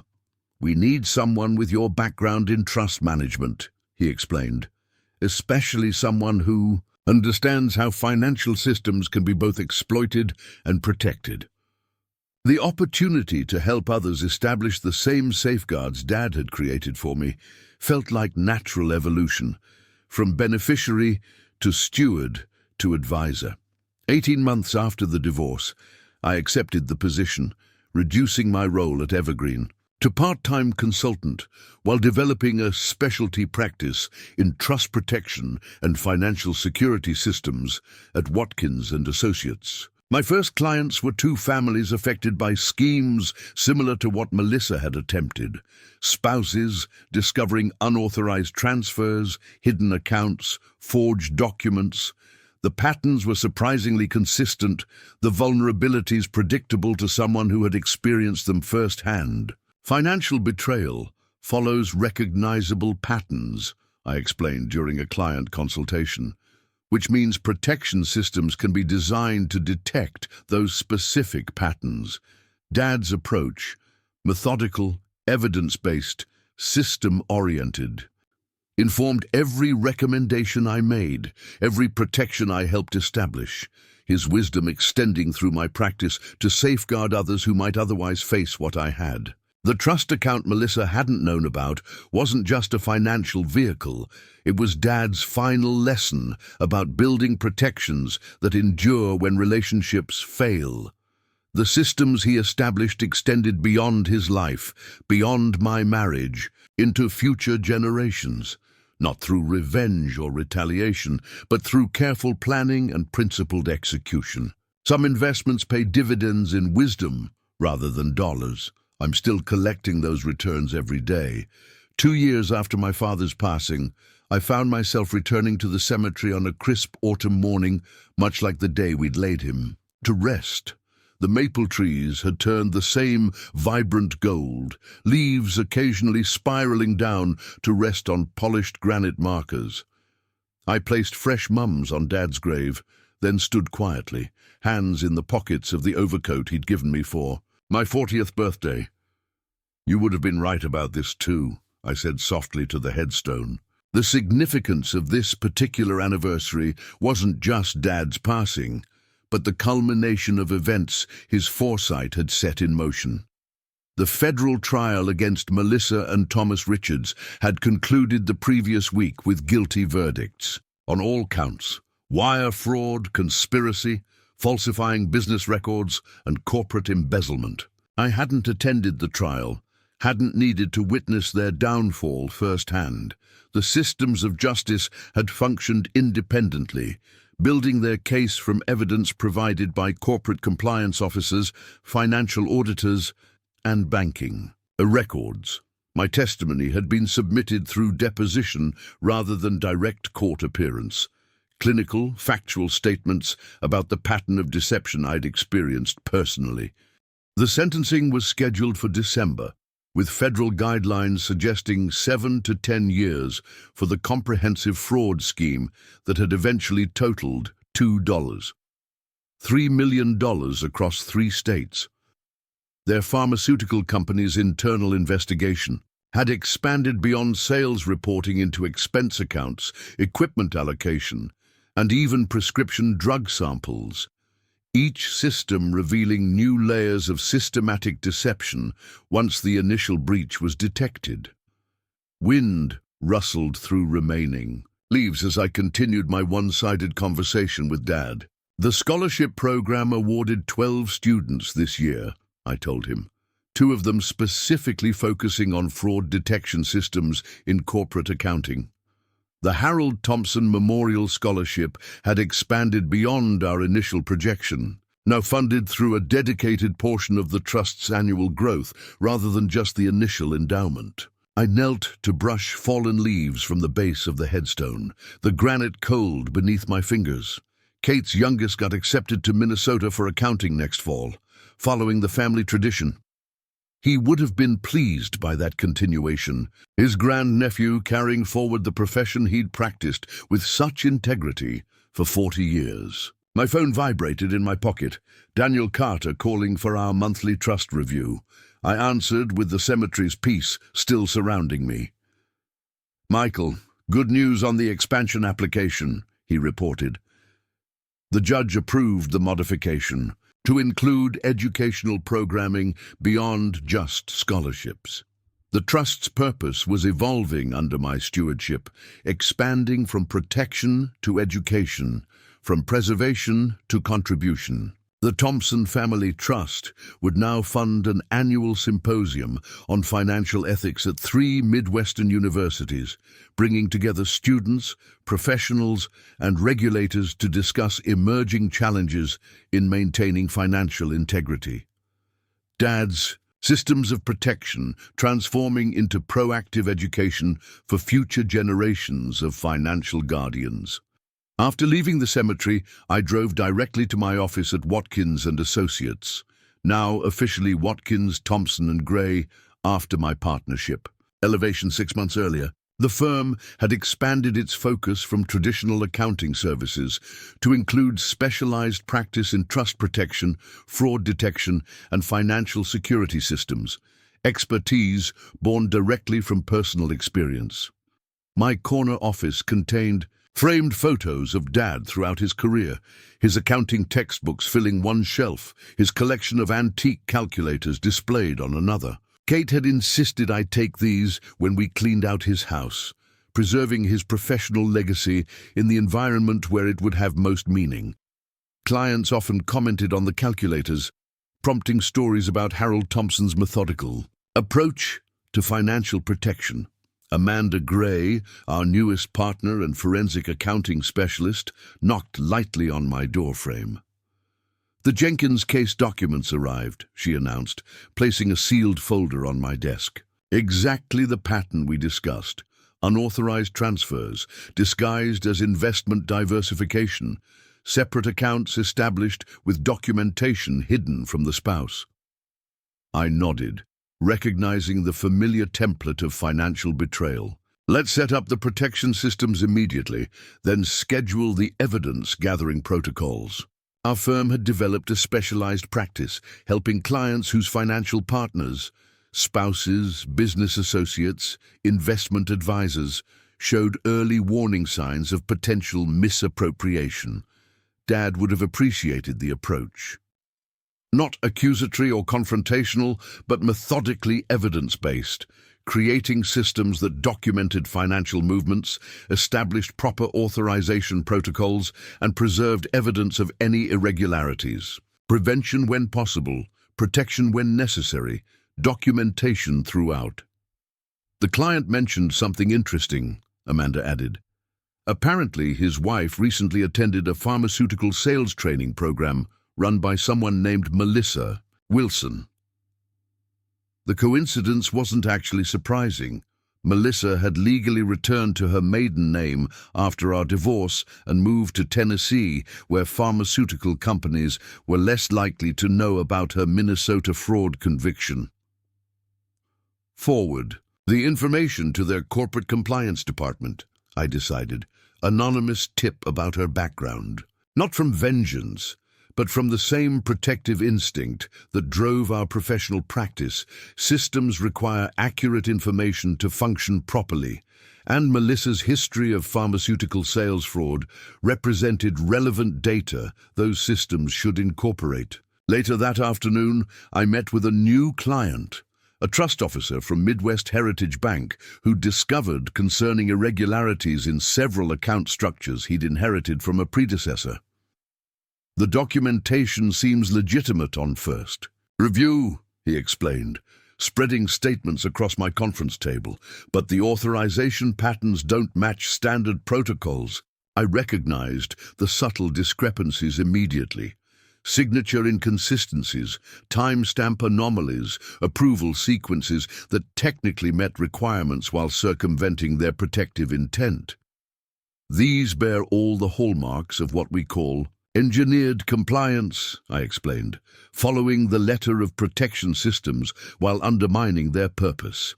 We developed a comprehensive audit approach, designing specialized verification protocols that would reveal whether the anomalies represented actual fraud or merely unusual but legitimate procedures. The bank officer left with renewed confidence, armed with systematic tools rather than just suspicions. Dad's methodical approach living on through professional practice. That evening, I had dinner with Kate and her family at their suburban home, the conversation flowing easily between professional updates and family news. Her husband Richard carved the roast, while their children debated college choices and internship opportunities. Normal family dynamics untainted by the betrayal that had fractured my own household. Michael's been featured in Minnesota Business Monthly, Kate announced proudly, producing the magazine with my firm's profile highlighted. Emerging leaders in financial protection systems.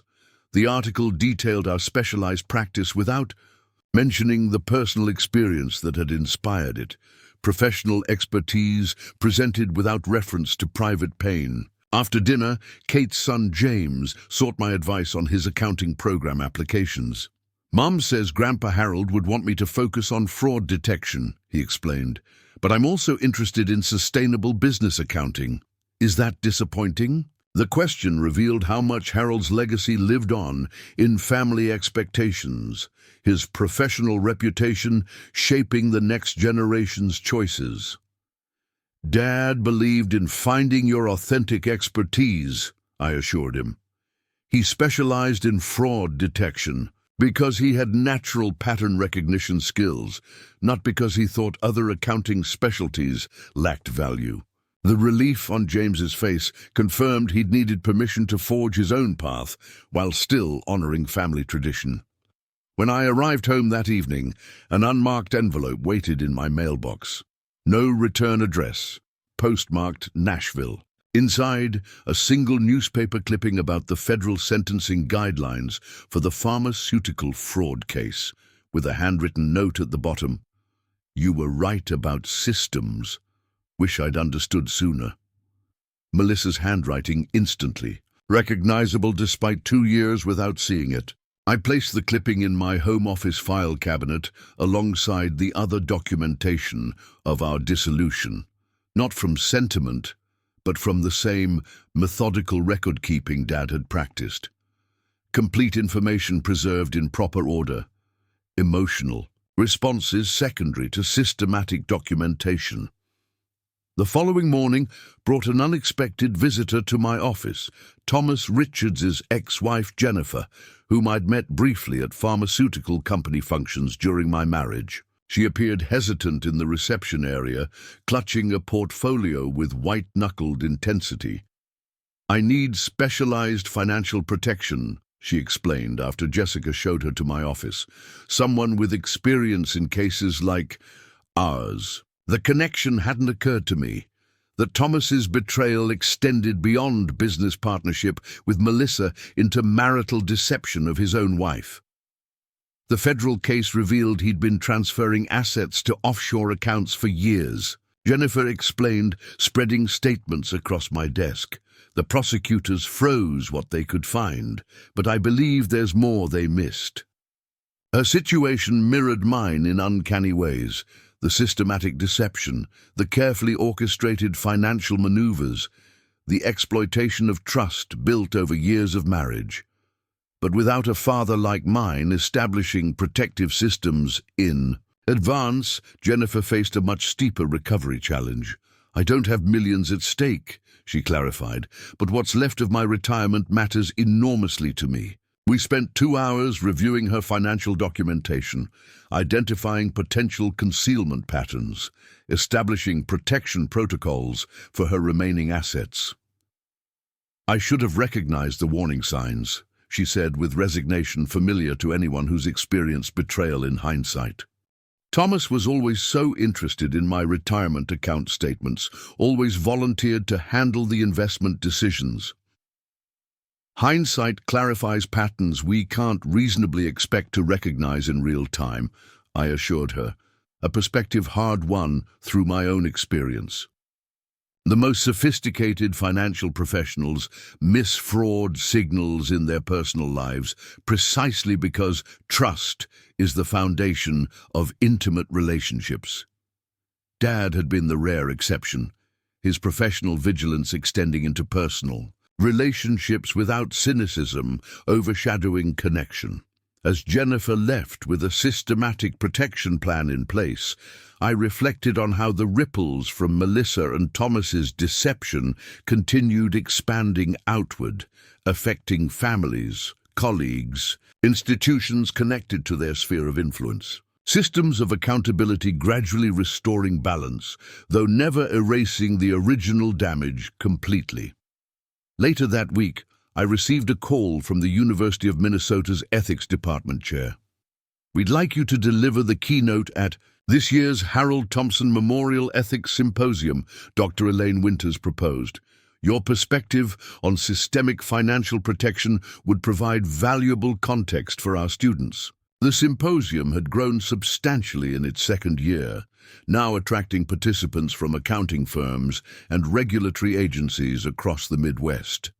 I accepted the invitation, spending evenings outlining key principles for the presentation. Systems beyond suspicion, financial protection through structural integrity. Dad would have appreciated the approach, focusing on systematic protections rather than individual blame, on structural solutions rather than emotional reactions to betrayal. The following month brought notification that the federal sentencing in Melissa and Thomas's case had been completed. 7 years for him, 5 for her, reductions based on cooperation with investigations into broader pharmaceutical industry practices. The news arrived through legal channels rather than personal communication, another system functioning according to established protocols. I felt no satisfaction in their punishment, no sense of closure tied to their consequences. The systems of justice had operated independently of my involvement or emotional response, exactly as such systems should function. Dad's approach vindicated once again. Create structures that operate on evidence rather than emotion, on process rather than personality. 3 weeks before the ethics symposium, I received another unmarked envelope, this one containing a check for $47,000 with a brief note, returning what wasn't mine, the first of several repayments. The amount exactly matched the first unauthorized transfer Melissa had made from our joint investment account to her hidden individual account. Years earlier, the systematic dismantling of her deception now included voluntary restitution, another ripple effect of accountability systems functioning as designed. I deposited the check into a separate account established specifically for any such repayments, with standing instructions to transfer all funds to the Scholarship Foundation quarterly. The money that had once been intended for deception would now support education in financial ethics, transformation rather than mere restoration. On the morning of the Harold Thompson Memorial Ethics Symposium, I stood at Dad's grave once more, the late winter snow creating a peaceful blanket across the cemetery. "Your systems keep working," I told him quietly, "not just protecting assets, but creating something better from what could have been merely loss." The trust account Melissa hadn't known about had evolved far beyond its original protective purpose, now funding education that would help others establish similar safeguards. The symposium itself exceeded expectations, with over 200 participants filling the university auditorium. My keynote address focused on practical approaches to systemic financial protection, technical mechanisms supported by ethical foundations, verification protocols balanced with functional trust. Dad's methodical approach translated into professional best practices applicable across various financial contexts. Afterward, a young forensic accounting student approached with thoughtful questions about balancing vigilance with functional relationships.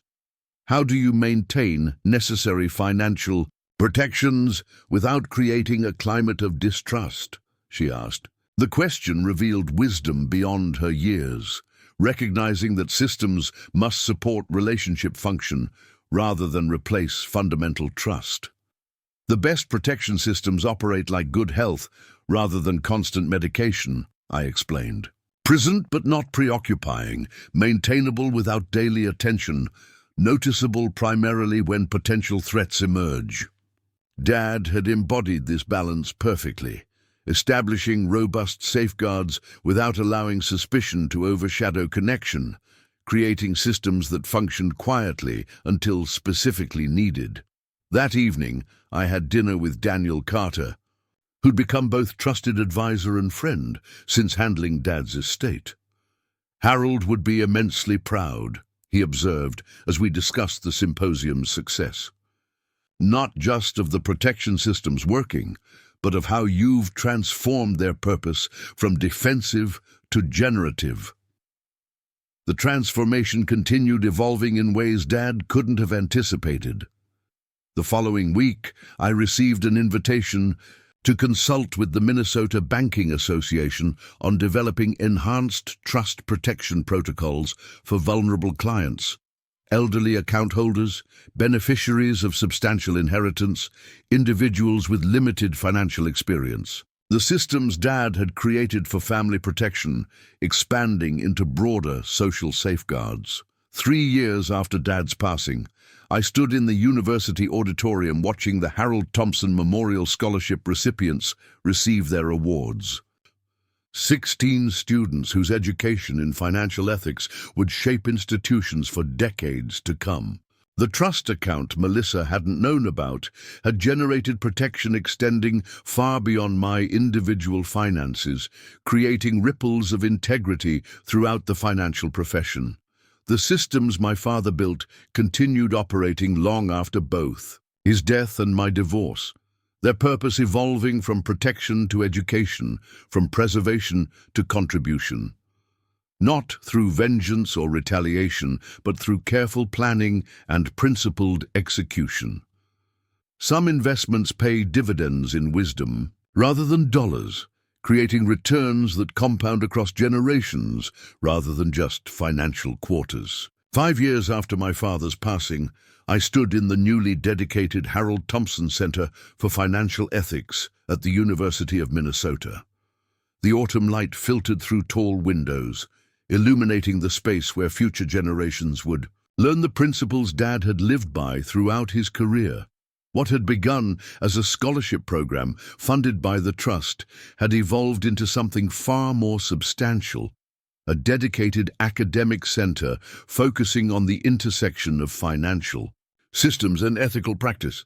We couldn't have imagined this scope when we established the initial memorial scholarship, Dean Wilkins remarked as we toured the completed building.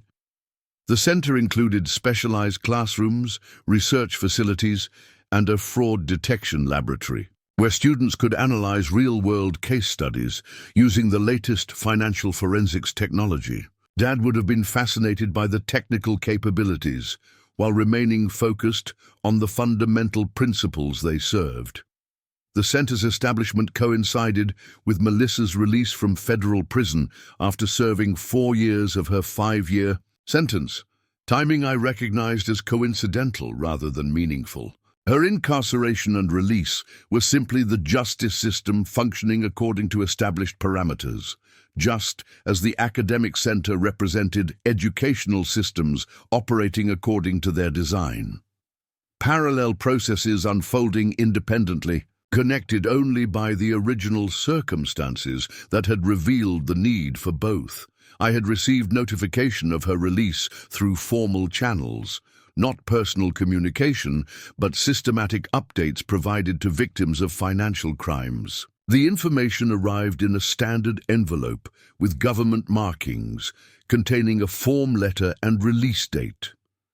I filed it appropriately without emotional response, another document in the organized record of events Dad had taught me to maintain. The dedication ceremony that afternoon brought together university officials, accounting professionals, and the 24 current Harold Thompson scholars, students whose education in financial ethics would shape institutional practices. For decades to come, I delivered brief remarks, focusing on Dad's belief that financial systems should serve people rather than merely process transactions, emphasizing integrity as a structural necessity rather than optional virtue.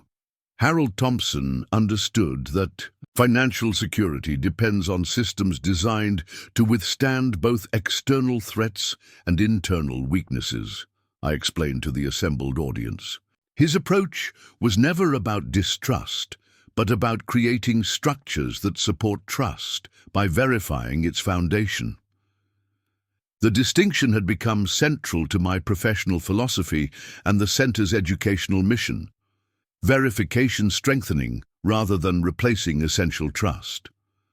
After the ceremony, I met privately with the center's newly appointed director, Dr. Andrew Chen, to finalize the case study program using anonymized documentation from actual financial fraud cases. We've received approval to use the pharmaceutical sales fraud case materials, he confirmed, referring to the federal prosecution of Melissa and Thomas. All identifying information redacted, of course, but the systematic patterns preserved, for educational purposes. The transformation seemed appropriate. The very deception that had threatened my financial security now serving as educational material to protect others from similar schemes, not through public exposure or humiliation, but through systematic analysis of behavioral patterns and institutional vulnerabilities. Dad would have appreciated this evolution from personal protection to professional education. That evening, I had dinner with Kate and her family at their home, the conversation flowing easily between professional updates and family news. Her son James had graduated with his accounting degree, pursuing specialization in sustainable business practices while maintaining solid foundational skills in fraud detection, a balance that honored family tradition while establishing his unique professional identity. The center dedication was impressive, Kate observed, as we cleaned up after dinner. Did you ever imagine the trust would create something so substantial? The question prompted reflection on how dramatically Dad's protective financial vehicle had evolved beyond its original purpose. What began as security for one family had expanded into education, for an entire profession. Dad built systems that outlast their creators, I replied, understanding this truth more deeply with each passing year. The trust account Melissa hadn't known about had transcended its initial purpose, generating protection that extended far beyond individual finances. The systems Harold Thompson designed continued operating according to their fundamental principles while adapting to serve broader needs. The following morning, I arrived at my office to find an unexpected package on my desk. No return address, careful handwriting I recognized immediately, despite years without seeing it. Inside, a bound volume of financial documents with a brief note, the complete record of transfers, final restitution payment enclosed, M.W. Beneath the note, a certified check for $127,000. The remaining balance of funds Melissa had attempted to misappropriate during our marriage, adjusted for interest over the intervening years. The systematic dismantling of her deception now included complete financial restoration, another ripple effect of accountability functioning as designed. I deposited the check into the separate account established for such repayments, maintaining the standing instruction to transfer all funds to the Ethics Center quarterly. Money, once intended for deception, now supporting education in financial integrity, transformation rather than mere restoration. Later that week, I delivered a guest lecture at the Center on Systemic Approaches to Trust Protection in Financial Partnerships. The auditorium filled with students, faculty, and financial professionals seeking continuing education credits. Their attentive engagement reflected growing recognition that financial security depends as much on systematic protection as on technical expertise. The most effective financial safeguards operate like good infrastructure, I explained, using Dad's favorite analogy. Present but not obtrusive, maintainable without constant attention, noticeable primarily when potential threats emerge. The students took notes diligently, many of them beneficiaries of the Harold Thompson Scholarship that funded their education in these principles. After the lecture, a young forensic accounting student approached with thoughtful questions about balancing vigilance with functional relationships. How do you maintain necessary financial protections without creating a climate of suspicion? She asked. The question revealed wisdom beyond her years, recognizing that systems must support relationship function rather than replace fundamental trust. Protection systems should enhance confidence rather than replace it, I explained, articulating a perspective hard-won through personal experience. They provide verification that allows trust to flourish without naivety. Dad had embodied this balance perfectly, establishing robust safeguards without allowing suspicion to overshadow connection, creating systems that functioned quietly until specifically needed. The weekend brought an invitation to consult with the Federal Financial Institutions Examination Council on developing enhanced trust protection protocols for vulnerable clients. Elderly account holders, beneficiaries of substantial inheritance, individuals with limited financial experience, the systems Dad had created for family protection continuing to expand into broader social safeguards, his private wisdom becoming public policy.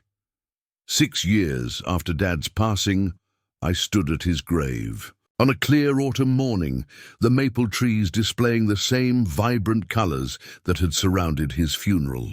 The systems keep evolving, I told him quietly, the cemetery peaceful except for distant groundskeepers preparing for winter. Protection expanding beyond anything we imagined.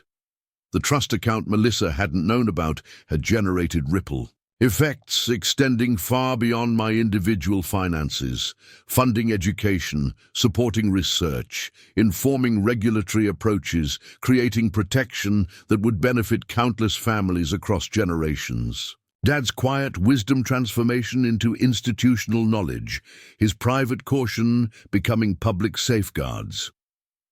That afternoon, I met with Daniel Carter to review the Trust's current status and future projections. Now semi-retired but still managing select client relationships, Daniel had watched the Trust's evolution from protective vehicle to educational foundation with professional satisfaction. Harold's foresight created something remarkable, he observed as we reviewed the quarterly statements. Not just financial security, but ongoing contribution. The Trust's structure remained fundamentally unchanged. The same careful provisions Dad had established decades earlier, the same protective mechanisms that had prevented Melissa's attempted misappropriation. But its purpose had expanded dramatically, funding initiatives that extended financial protection through education rather than just preservation. "We're considering establishing a visiting professorship," I explained, outlining the next phase of the center's development. Bringing practitioners with specialized expertise in financial ethics to teach alongside academic faculty. The integration of practical experience with theoretical foundation reflected Dad's approach throughout his career. Principles grounded in practice, expertise informed by ethics. The following week brought an unexpected email from the university's communications director. A journalist was researching a feature article about innovative approaches to financial ethics education, focusing specifically on the Harold Thompson Center. "They're interested in the personal story behind the center's establishment," the director explained, "how a family trust transformed into an educational foundation." The request prompted careful consideration of how much personal narrative to include in the center's public story. Dad's approach to privacy had always been pragmatic rather than rigid, sharing information when it served a constructive purpose while maintaining appropriate boundaries around family matters. After consultation with Kate, I agreed to a limited interview focusing on the educational mission rather than personal details. The resulting article appeared in a national financial publication, highlighting the center's innovative approach to integrating ethical principles with technical expertise. The personal narrative remained appropriately circumscribed, mentioning only that the center evolved from a family trust established by Harold Thompson, a Minnesota accounting professional known for his integrity and foresight. No mention of divorce, betrayal, or the specific protection the trust had provided against misappropriation. 7 years after Dad's passing, I received notification through formal channels that Melissa had completed her federal probation requirements. The information arrived in another standard envelope with government markings, containing a form letter stating that all legal obligations related to her conviction had been fulfilled. I filed it appropriately without emotional response, another document in the organized record of events. That same week, the Harold Thompson Center announced its first international expansion, a visiting scholar program in partnership with universities in Canada, Australia, and Singapore. Students from these institutions would study financial ethics at Minnesota, while the center's faculty would deliver specialized seminars abroad, extending Dad's principles across global financial systems. The center's director shared enrollment statistics during our quarterly advisory board meeting. Applications had increased 45% over the previous year, with particular growth in the forensic accounting specialization. Students specifically cite the center's practical approach to ethical principles, Dr. Chen explained. They appreciate learning systems that enhance trust rather than just detecting violations. The distinction perfectly captured Dad's approach throughout his career, creating structures that supported integrity rather than just catching dishonesty. His protection systems had functioned effectively when needed, but their greater value emerged in how they enabled constructive relationships, by establishing clear boundaries and transparent verification. 8 years after Dad's passing, I participated in the first Harold Thompson International Symposium on Financial Ethics, held in Singapore with participants from 12 countries. Financial professionals, regulators, educators, and students gathered to discuss emerging challenges in maintaining financial integrity across increasingly complex global systems. Dad's principles extending across international boundaries, his practical wisdom informing global practices. Upon returning home, I found an envelope in my accumulated mail, no return address, postmarked Nashville. Inside, a newspaper clipping about the Ethics Center's international expansion with a brief handwritten note. Your father's legacy proved more valuable than any account balance. Wisdom outlasts wealth. M.W. The acknowledgement required no response, just appropriate filing in the documented record. 10 years after Dad's passing, I stood in the expanded Harold Thompson Center, now occupying an entire wing of the university's business school. What had begun as a protective trust account had evolved into an educational institution influencing financial practices across multiple countries. Dad's principles extending far beyond the family protection he'd originally envisioned. The center now included specialized research facilities, virtual simulation laboratories for fraud detection training, and collaboration spaces where financial professionals could work directly with students on real-world integrity challenges. The protective systems Dad had established for one family had transformed into educational systems, benefiting countless others. That evening, I had dinner with Kate at Dad's favorite steakhouse, a quiet recognition of the decade milestone. 10 years, she said, raising her glass in tribute, and his influence keeps growing. We discussed the center's expanding impact, the scholarship program's successful graduates, the regulatory improvements informed by research conducted in Dad's name. The trust account was just the beginning, I reflected, understanding more deeply each year how Dad's systems continued functioning according to their fundamental principles while adapting to serve evolving purposes. Financial protection, becoming educational foundation, becoming institutional influence. The systems Harold Thompson designed had outlasted not only their creator, but also the specific circumstances that had revealed their importance.